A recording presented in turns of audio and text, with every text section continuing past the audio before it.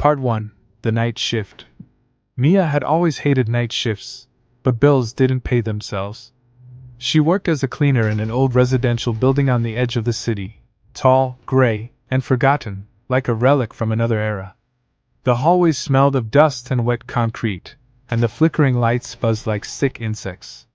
But the worst part wasn't the darkness, the empty corridors, or the distant echo of pipes. It was the elevator. A heavy, old metal cage with scratched buttons and a trembling floor.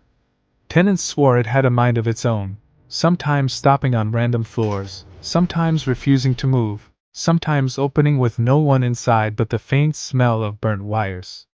And every time Mia walked past it, she felt watched. That night, the elevator doors stood slightly open, as if waiting for her. Mia frowned. "Not tonight, please." She moved past it, pushing her cleaning cart, but the elevator dinged. Softly, invitingly. She turned her head. The elevator doors slid further open, revealing a dim interior lit by a weak yellow lamp. No movement. No sound. But Mia's skin crawled. She tried to ignore it and continued her work, washing floors, emptying bins, wiping dust from neglected corners. After finishing the 7th floor, she pressed the call button for the elevator out of tired habit. The doors opened instantly, almost eagerly. She stepped inside. The button panel flickered, glowing faintly under her touch. She pressed 1. The elevator didn't move. Instead, the doors closed slowly, with a metallic groan, and every floor number button lit up on its own. Mia froze. "What the? No, no, no." The elevator descended, not to the 6th, not to the 5th, but straight past all floors, deeper and deeper, until the display turned blank. The air grew thick, cold, and then it stopped.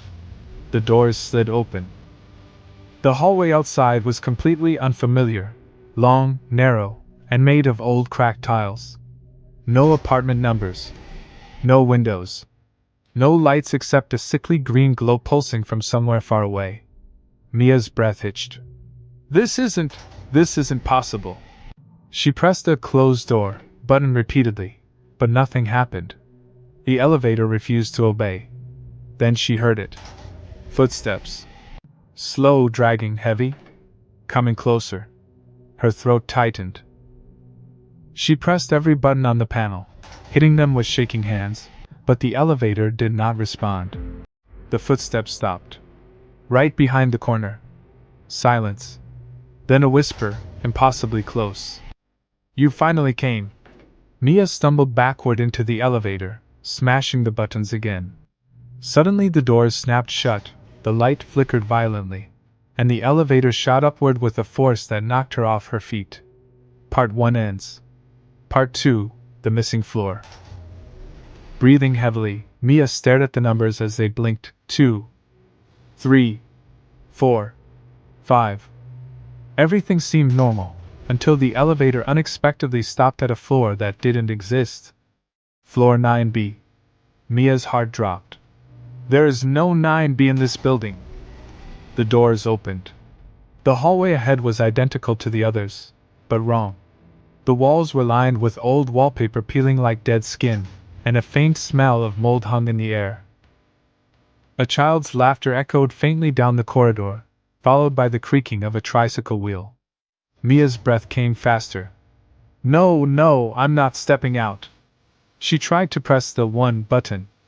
Nothing. The elevator lights dimmed. Then the tricycle rolled into view, rusty, with a small cracked seat. No child. No one pushing it. It stopped right in front of the elevator door. A small handprint appeared on the dusty floor next to it. Then another. Then another. Moving toward her. Invisible, but real. Mia shrieked and kicked the tricycle out of the doorway. The elevator doors slammed shut as if recognizing her desperation, and the cabin jerked violently upward again. She clung to the handrails, tears filling her eyes. "What is happening? Why me?" The elevator rose slowly now. Too slowly.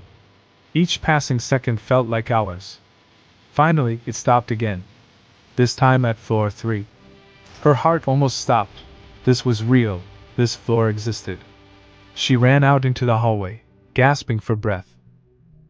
But everything was dark. Every apartment door wide open, as if the entire floor had been abandoned in a hurry. Lights flickered at the far end of the corridor. A figure stood there. Tall. Thin. Head tilted unnaturally.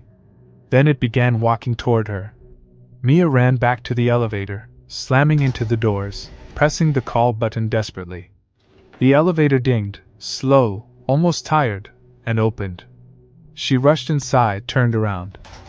The figure was closer now. Much closer. It had no face. Just a pale, smooth surface where features should be. The doors closed just as cold fingers brushed her arm. She collapsed on the floor, shaking uncontrollably. I want to go home. Please. Part 3. The truth behind the elevator. The elevator rose again, but slower than before, groaning as if struggling under invisible weight. The display flickered. 10, 11, 12, 13. The building didn't have a 13th floor.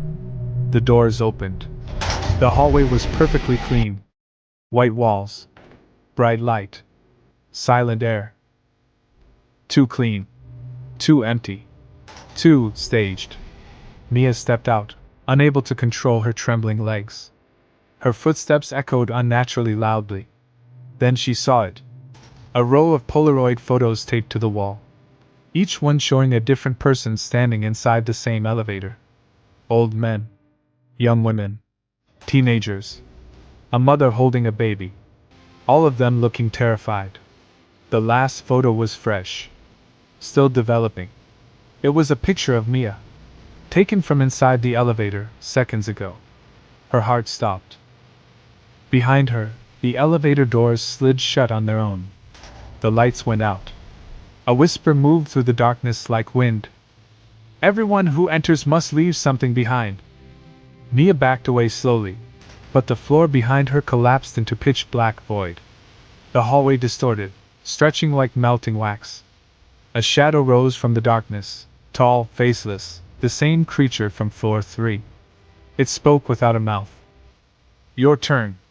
Mia screamed as the dark figure rushed toward her. And then she woke up.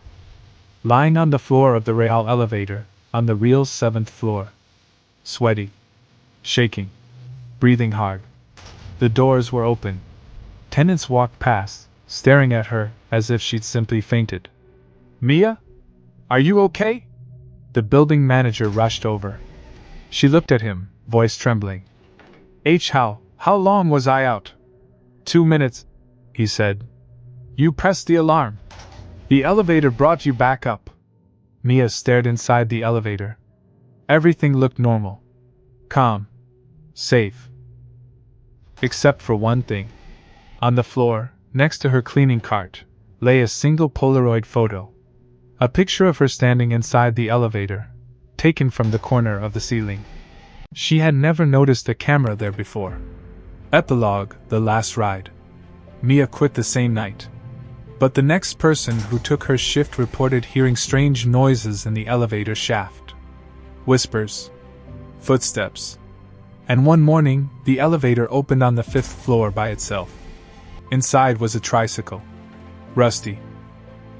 Slowly spinning its front wheel. No one has taken the night shift since,